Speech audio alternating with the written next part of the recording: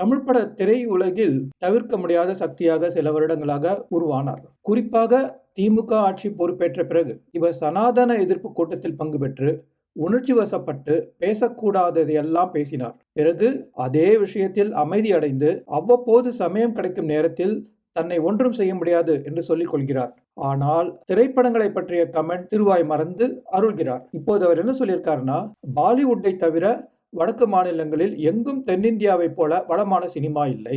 இது அரசியலா இல்லாடி திரைப்பட கருத்தா என்று தெரியவில்லை. அவர் அரசியல்வாதி, இப்ப முழு நேர அரசியல்வாதியா இருக்க வேண்டியவர் அரசியல் சம்பந்தப்பட்ட கூற்றை கூறாமல் திரைப்படங்களை பற்றி இப்படி சொல்லியிருக்கிறார். இதை யாரை தூண்ட அவர் பேசினார்னு தெரியல. அவருடைய கருத்தை யாரும் சீரியஸா எடுத்துட்ட மாதிரியும் தெரியல. எதிரிவினையும் ஆற்றல.